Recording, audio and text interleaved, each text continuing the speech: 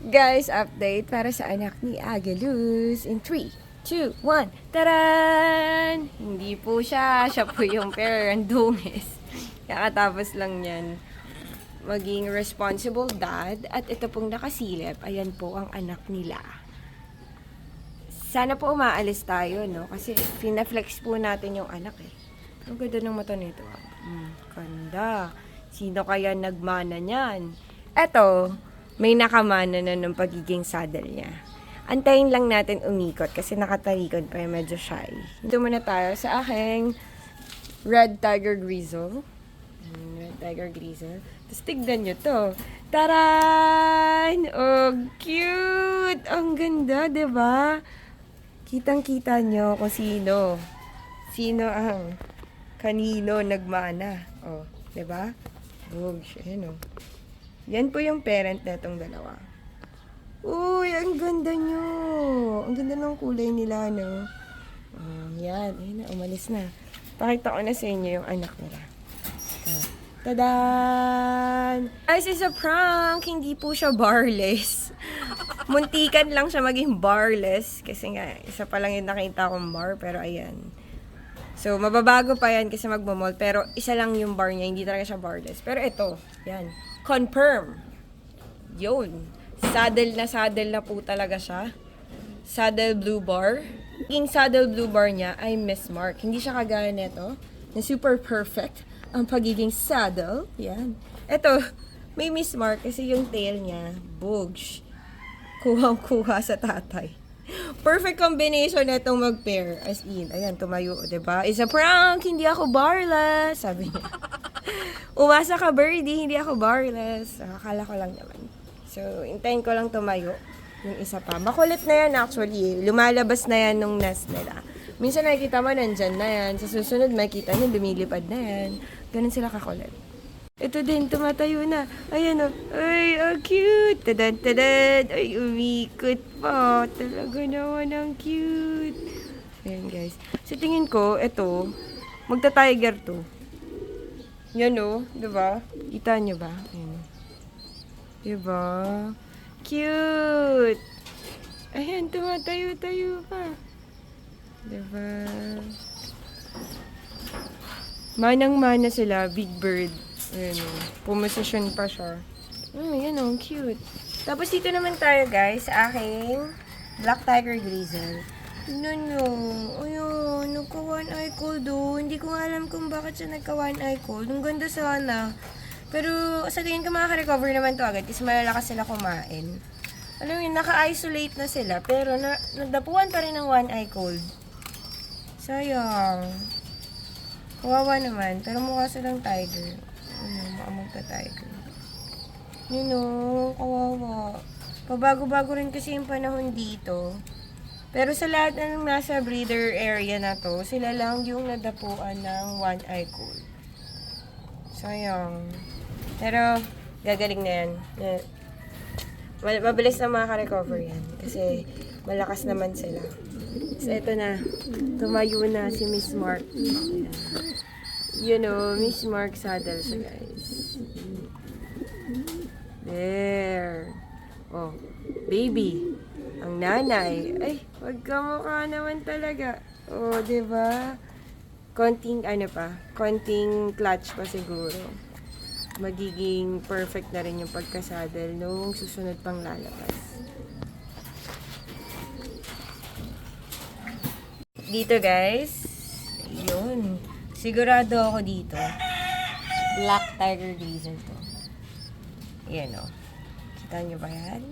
Sure yan. Sure ball yan. Ito kasi, parang, pwede no, White Tiger Grizzle. Possible.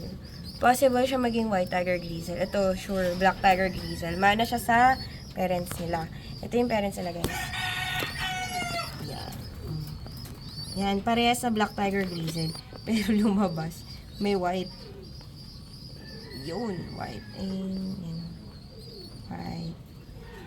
Pag binuksan ko kasi guys yung ilaw, ayun, sisilaw sila. Ayun. So, fast lang din. Patayin ko lang. Mas okay yung ganyan. Yan. Sakto lang yung laki nila. Hindi kagaya nung dun sa ating Red Tiger Grizzle, no? Sobrang laki na agad ang advance. Para sila nag-cherry fur. So guys, ito yung pinakahuli na nagkaroon, pinakahuli na nag-hatch ng egg. So kung mapapansin nyo, yung nangungulit ay mas maliit doon sa isang katabi ng ating White Tiger Grizzle kasi na-delay siya ng pag-hatch. Meron akong clip kung saan palabas na siya dun sa egg. I-include ko na lang siguro dito. Pero mga 3 days delayed yata, 2 days delayed. Kaya tignan nyo, ang laki ng agwat. Diba? Ang laki-laki ng isa. Tapos ito. Pero mas active. Ayun o, active siya. It's a good sign na healthy yung ating anak ng White Tiger Grizzle and Black Tiger Grizzle. Ito yung parent. Ayan. Black Tiger and White Tiger Grizzle. Sobrang cute. Ayun o. Gutom na pala siya. Pinapakain niya na. So cute. Isang chubby-chubby. Hahabol naman siguro yan. Cute. Yan, takaw niya rin. Kaya okay lang yan. Lisa tayo guys kasi baka ma-starve pa natin ang paglaki niya. So, ayan. Yung kanyang pair. Cute. Ganyan po sa mga hindi nakakaalam. Ganyan po magpakain ng mga racing pigeons or mga birds. Ganyan sila mag-feed ng kanilang inakay. Ayan, lalabas na siya. Ayun! OMG! First time to witness kung paano lumabas ang isang inakay from their shell. Nakabalik na yung nanay niya. Oh, yun na! And it goes out! Good, good. Oh, sayang. Baka hindi makalabas. Let's see. Oh, wala ingikot. Sayang. Uy, ano ba? Palabas na yung anak mo. Tinakpan mo pa. Kompleto tayo lahat ng kulay ng Tiger Grizzles natin. So, may egg na sila. Finally! Ay, umalis ka rin pala. Hinahabol pa kita. Ayun yung egg! Sana successful na to. Nag-claim ako. Successful na to. So, yun yung aking Yellow Tiger Grizzle at ang kanyang pair. Itong pair niyan tamad maligo. Itong sipag maligo nito eh. Yan o. Mamaya maligo ulit yan. So guys, ito naman yung naka-Bears cup. Ayan si Bears. Meron na rin silang egg. Tatayo rin siya in a while. Tapos ito yung kanyang hen. Yan. Ang kanyang hen. Di ko nga alam pero isa lang yung nilay nilang eggs. Hintayin natin. Atras lang ako konti para tumayo siya. Medyo masungit kasi. Yun.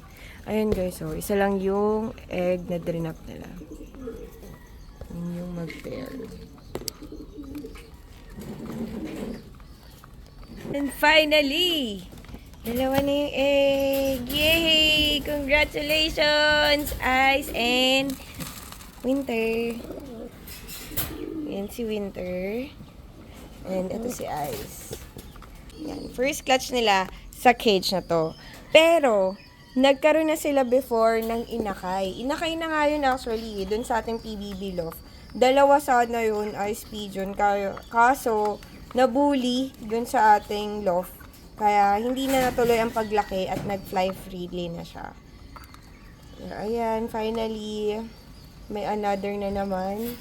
Ito, sure na, kapag yan, naging successful, tapos naging inakay, wala na mabubuli dyan, kasi nasa cage na sila. Yay! Good job, guys! Congrats! Tapos, so, sa lahat na nandito sa ating breeders area, na nasa loob ng cage, ito lang si Pedring at Milky Check, ang hindi pa talaga ako binibigyan ng egg. Bakit naman ganon, guys? So, wala pa silang nalilay na eggs. Blanco pa. Ayan o. Pero, mag-lay din yan soon. Medyo matagal nga lang. Sila pa lang yung hindi pa talaga naglilay ng egg. Kasi, itong dalawa, naalala nyo ba to? Yan, si Chanel. Yung may 4 na egg, yung napagkamalan yung dalawa silang hen, hindi po. Pang-anim na po nila sanang itlog to. Ay, pang-anim na egg nila to. So, ang bilis niya lang makarecover, ang bilis lang niya mag-lay ng egg. Actually, kahit sa PBB Loft, top producer ko talaga dun, eto, si Chanel. Yan. Ang galing niya talaga. Ang bilis lang niya mag-lay ng egg. So, eto, pang 6 na. Yung 4 niyang itlog na nilay nung nakaraan, wala pong nabuhay. Ayan pa lang, sana. Ayan. Ito naman guys, si Black Hawk Down at si Z2. Ayan. Ito yung kanilang egg kasi yung first clutch nila ay bugok din. Ayan. May another egg na naman. Sila. Black Hawk Down and Z2. Ayan. Ang update sa mga hindi pa nangingitlog. Sa ngayon ay nagka-eggs na. Okay guys, ito naman sa aking mga rare. Ang malted brown red tiger grizzle at yung Andalusian ko. Naalala nyo, nabugukan din sila.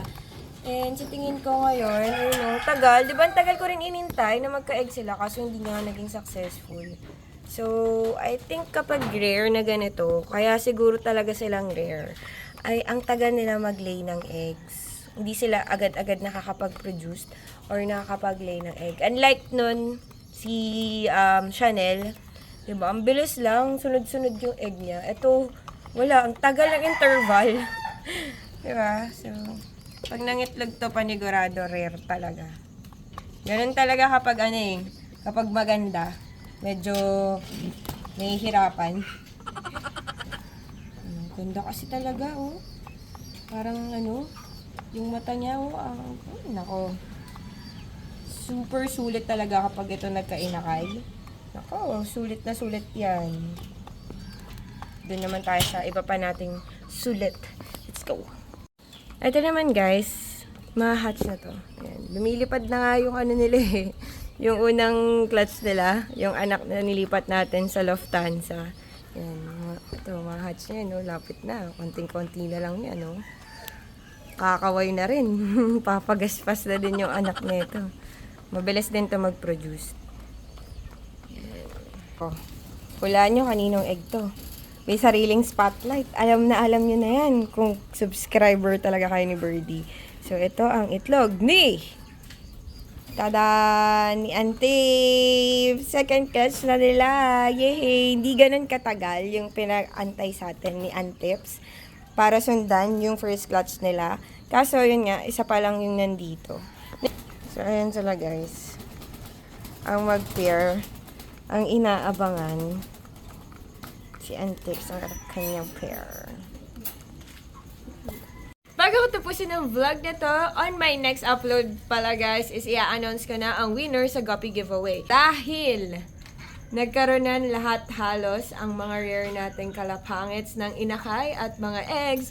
Baka ito na ang susunod na ipag-giveaway natin. Gusto nyo ba yun? Kung gusto nyo, i-comment nyo na. So don't forget to like, share, super thanks, and subscribe. See you guys on my next vlog.